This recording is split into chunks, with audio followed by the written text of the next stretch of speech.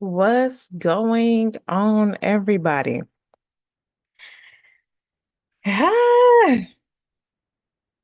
I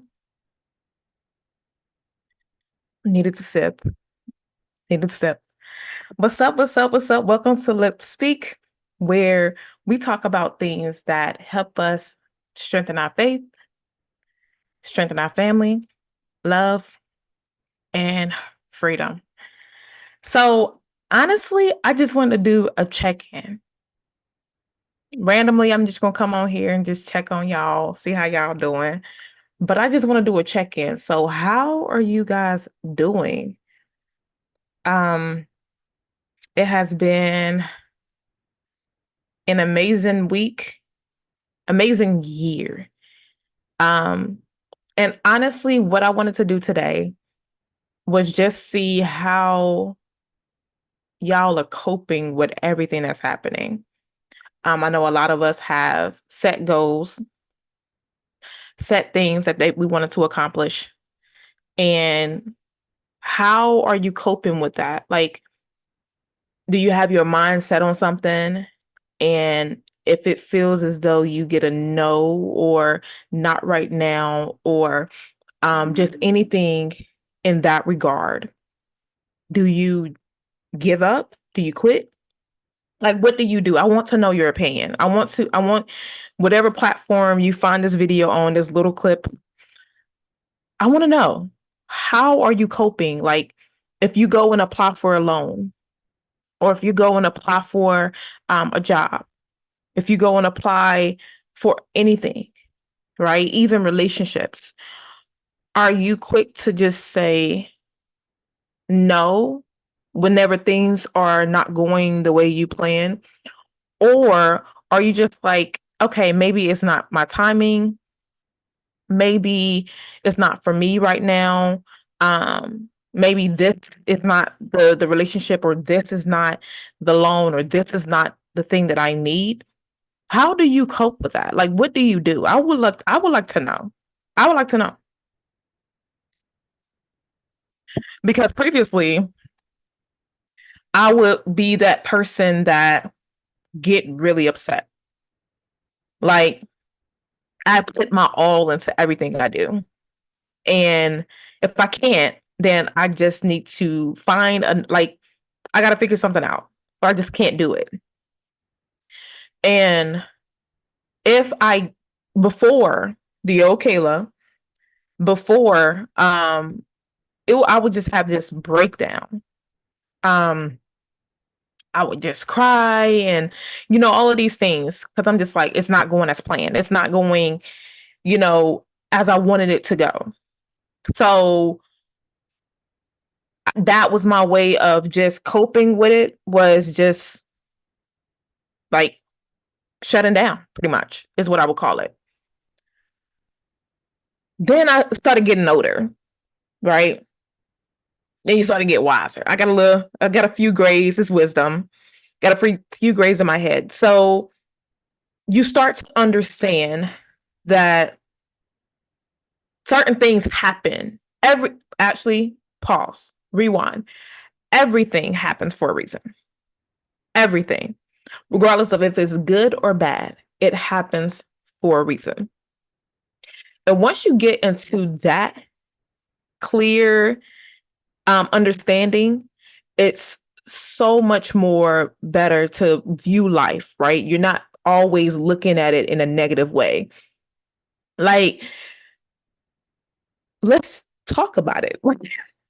This is why I have a Zoom. Like, I want to come on here and just talk to people and get their opinion on certain things that I want to discuss, because it's an open forum. Like, I want to know how you think. I want to, like, and if I am the only one that thinks this way. But it's like, whenever um the story that I told about me wanting to own a business at the age of 18, and how the guy just pretty much was all about being personal, and it wasn't about business. It was more of, so, like, I want you, the business is just an added bonus, but I want you. And I didn't want that. I wanted to just the business. Like I didn't care about relationships. I didn't. And he was like old enough to be my dad.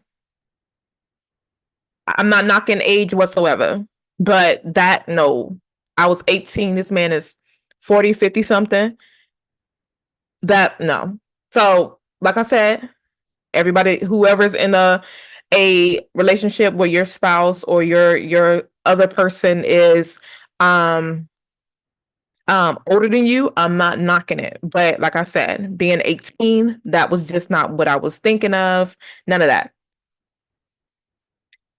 So for years, I view that in a negative way. So many years. And it wasn't until last year that I started viewing it like maybe this happened for me to go back and reapproach this thing, right? You can't really trust everybody. And I learned that early in. And so sometimes we form this wall. And it's like, I don't want to let any and everybody in. Okay. But sometimes that person that you are guarded against, right, is probably the person for you. But we put this wall up. And so now we're not allowing that thing or that person to even enter. And I feel like that's the problem. Like we have to get into a point where it's like we can control how we react to certain things. And my phone is making, I don't even know where it's at. Hold on just a second, y'all. Because I can hear it. I don't know if y'all can hear it, but I can hear it. Um, okay, let me just get off of here because it's gonna ring again. So, how do you view things? Like setbacks. How do you view it? How do you cope with it? If you were in a relationship and y'all been in this thing for years and it starts to go south, how do you view it? Like I would love to know. I would love to know because how we react to things, like are you reacting out of emotions? Or are you reacting off of facts? Um, like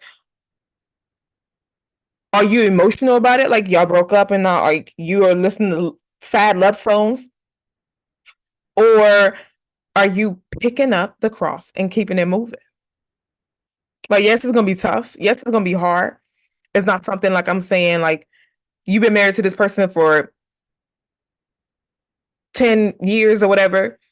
Y'all break it off. Yeah, thing is gonna hurt. I'm not saying it's not, but are you allowing this thing to keep you from not living anymore? Y'all, this tea is Milo's extra sweet tea. And it's on ice. I'm sorry. So if you hear this thing rap, it's so good. It's so good. And I'm thirsty. But how are you reacting to this thing that is happening in your life? And I feel like we talk about this every week, but this is just how I overcame a lot of the things that I was faced with.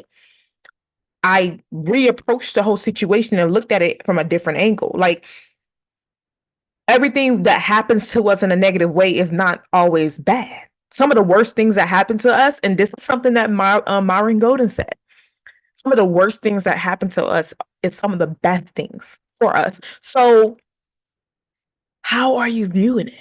Like I want you to become aware of how you are reacting to certain things in your life. I had a miscarriage. And when I first became pregnant, I was excited. I had just got married. My husband was talking about kids. He wanted to, um, match shoes with our kids and everything. And I got pregnant.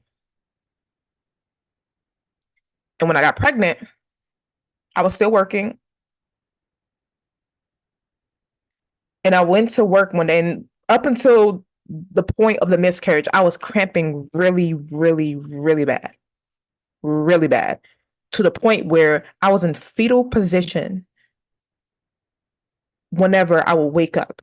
So through the night, I would be cramping and I would hear myself moaning. And when I wake up, I'm still like cringing and moaning and gnashing my, like, it was painful.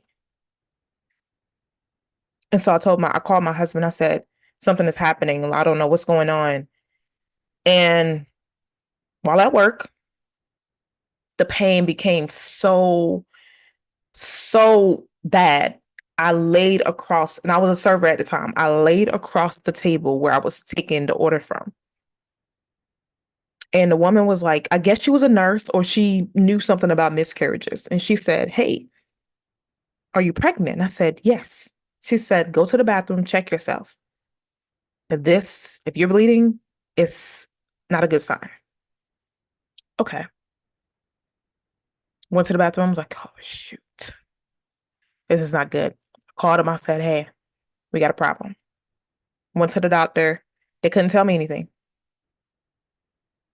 It was like, go to your OBG. And I was like, I'm early. Like, I don't even have an OBG. My appointment with my OBG was, maybe a week later. And I was like, well, you need to go get checked. I'm here. Why y'all can't do it, right?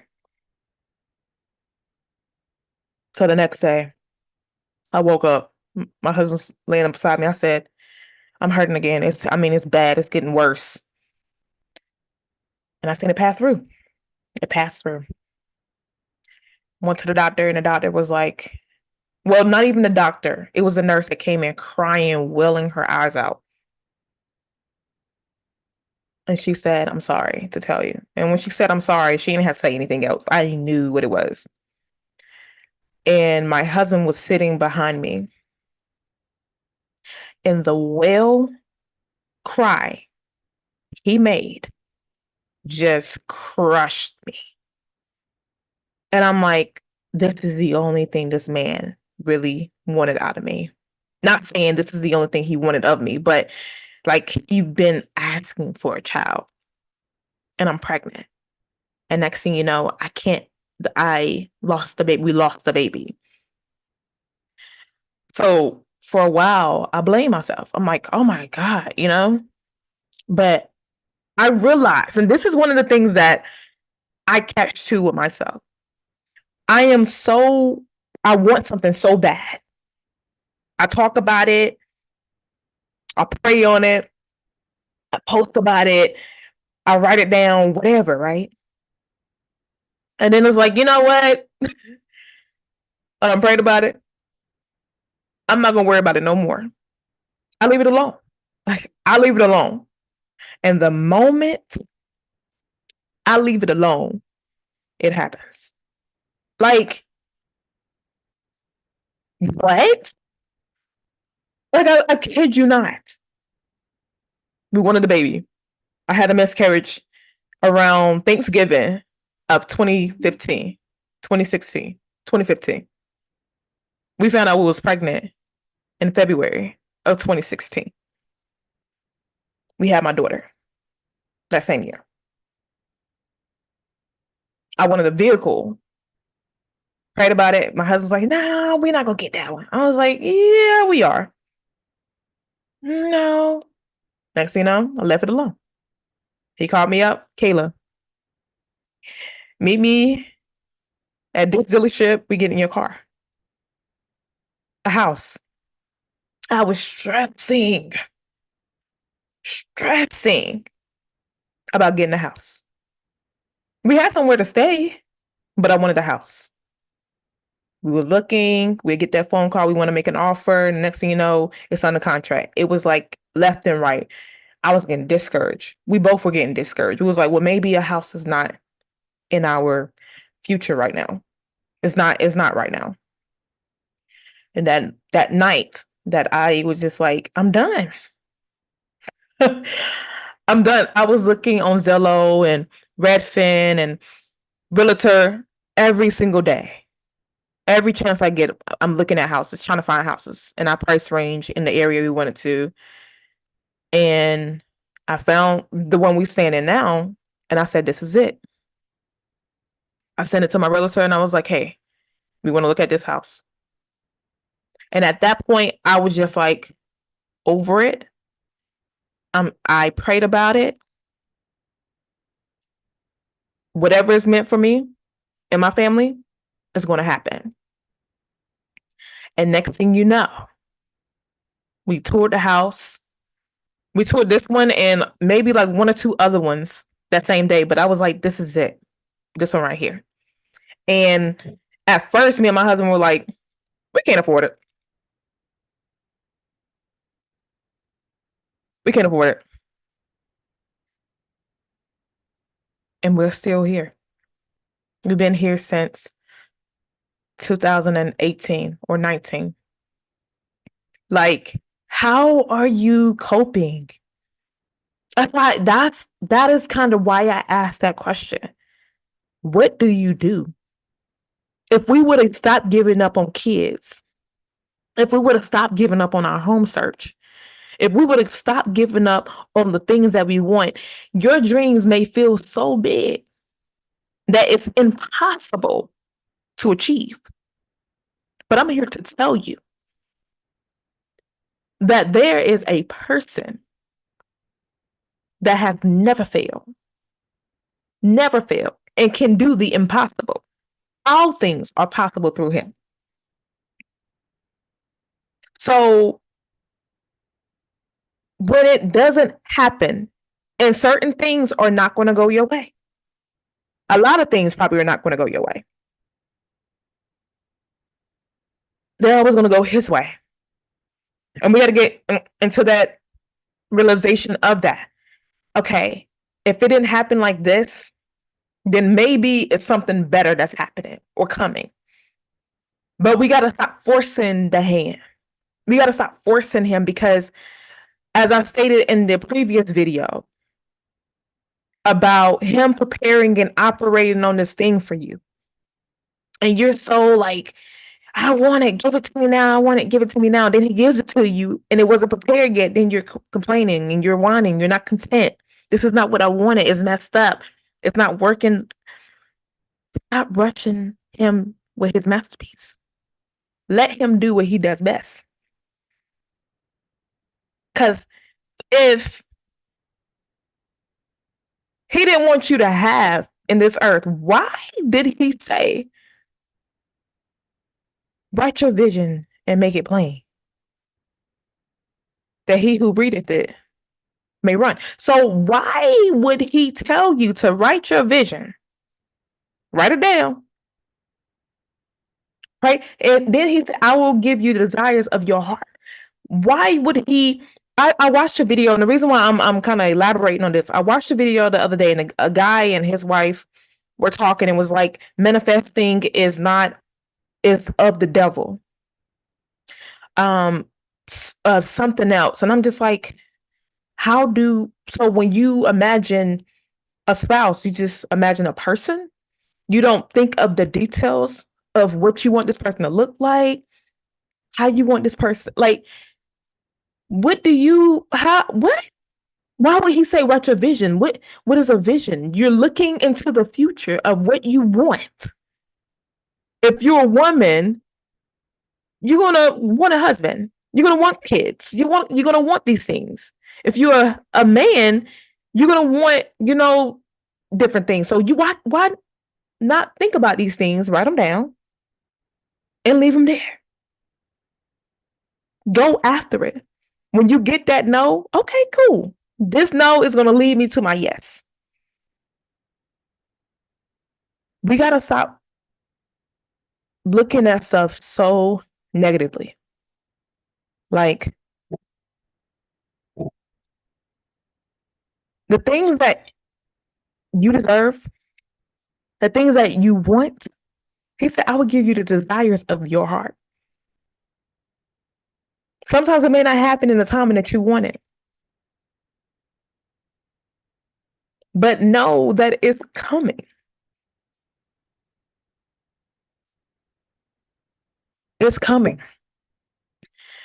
And we have to understand that we serve a big God. This ain't no little small G. This big G. We with the big dogs right now. This is big G. So when you pray about something, it says a doubtful man will receive nothing. Nothing. So when you pray about it, do you doubt it? When you get that no, are you saying this is the end? Or are you pushing forward, pressing forward to the like? Are you really? Is this really what you want? Because sometimes it would even sometimes we desire things, but we really don't want them. We see other people that have we see them, we pass by them every once in a while. Like, oh, I want that. But you're not willing to do the things to get that. You got to make sacrifices. You got to get no's. If you ain't have to work for nothing, not a single thing in this world, why do we need him?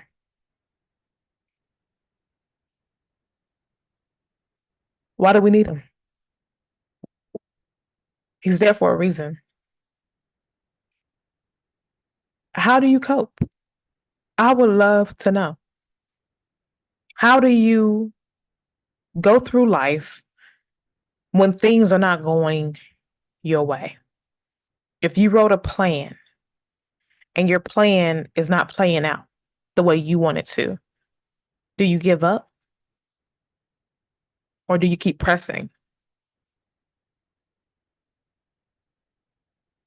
We are going through something right now. And it's like, okay. When I got that phone, I was like, okay, it's going to happen.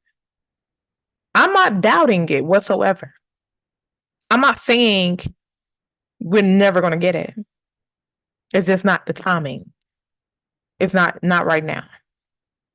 And so it hurts at times. You were so excited, so ready for things to happen, and then they don't happen. But do you give up? Or do you keep pressing forward? Because things are not going to go the way you plan.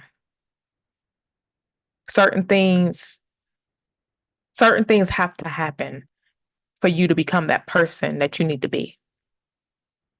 So are you willing to go through whatever you have to go through to get to where you need to go?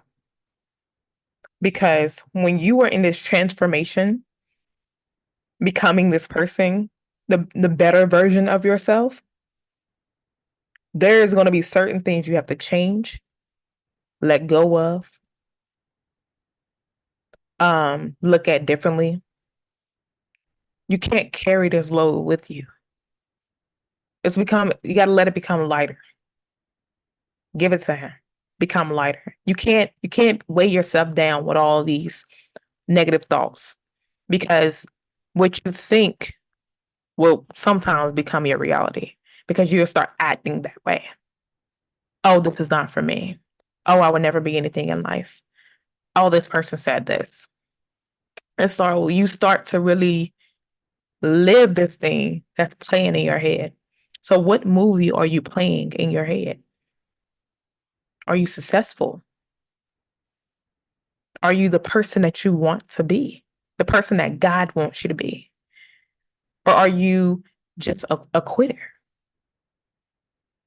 Negative Nancy. You look at everything negatively. Every time you get a no or the bank says you're not qualified, you take that and, oh, this is my fate.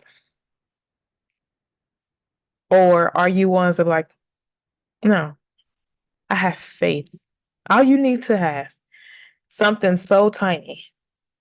Faith as a grain of a mustard seed. This big. This big.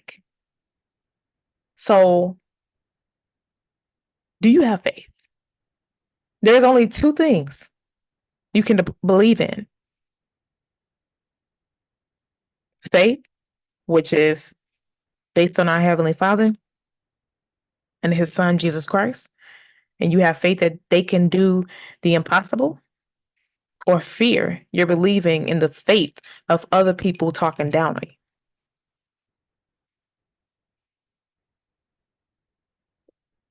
How do you maneuver through life? I don't want to be that person that say, I wish I shoulda, coulda, woulda type of person. I wish I would have, wish I should have, wish I could have. No, I'm gonna be that. I tried it. I went after it. I did it.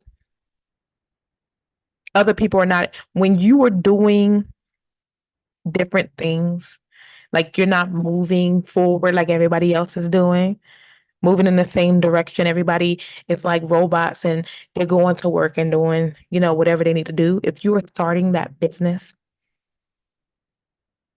if you were starting that nonprofit, you are doing the thing that 1% of people are not doing because the other 99% want to just do what they can do to get a check.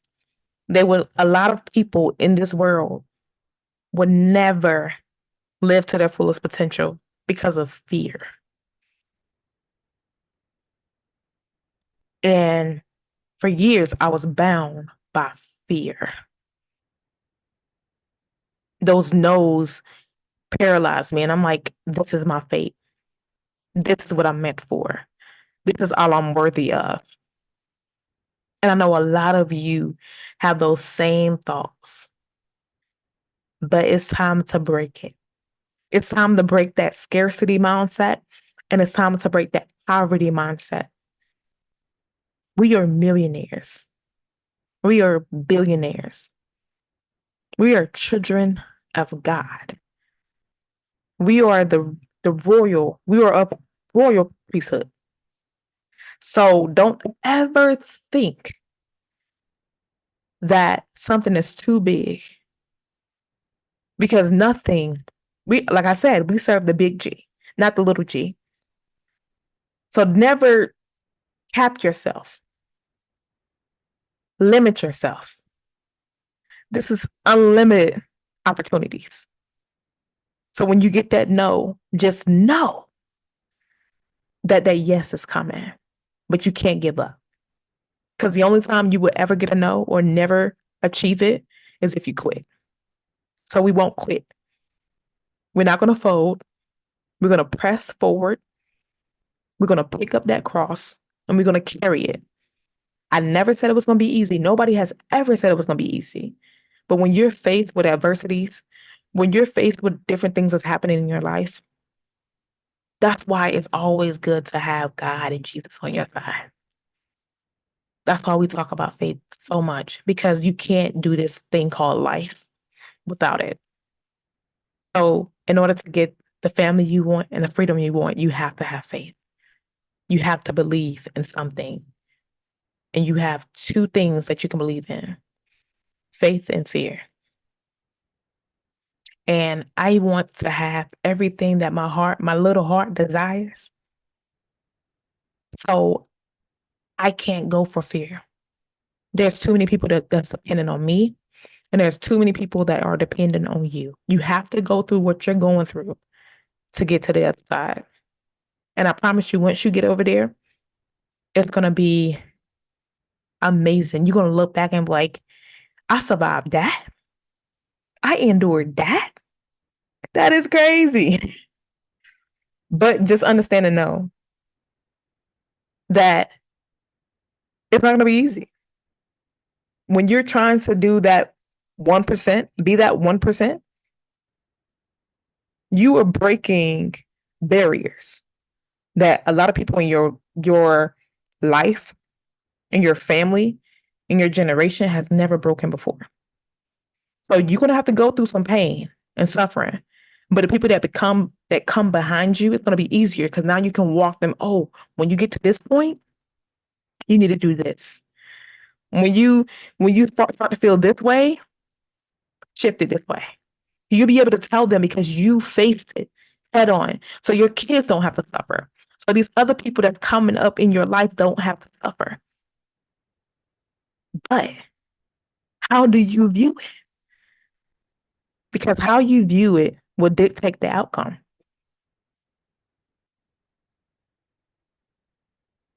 Either you view it in a positive way and get a positive outcome, or you view it in a negative way to get a negative outcome.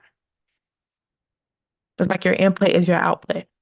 So if you wake up every morning and you don't feel grateful, how do you expect blessings and the desires of your heart to come in fruition? Or are you content and grateful for every little thing that comes your way? You don't walk over pennies. You don't walk over coins. You don't think you're bigger than anybody else. That's who he can use. He can use you. You have flaws. He can use you. You're the perfect person for him to use. So just know and understand, how do I view situations that happen in my life? And remember what Kayla said.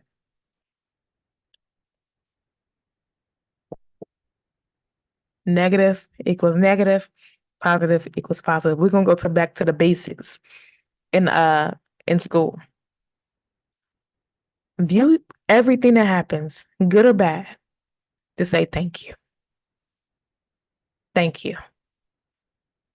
Thank you for giving me this time to look at how I view things. Thank you for giving me this moment and showing me this is not the way I should go. Thank you. That thank you to God means so much. Don't you want to be thanked every time something happens in your life or something you do something for somebody else? If you open it, have you ever opened a door and you look at that person like you couldn't say thank you? I should close the door back. I feel like that's how he feels. Like he'll open the door just a little bit, give you a little blessing. And you're looking at this like, this is it. I said I wanted a check, but it's only $100. I wanted $1,000 check. I wanted a $10,000 check. But he looks at your heart with this little thing. See if you are worthy of the big thing. So are you grateful?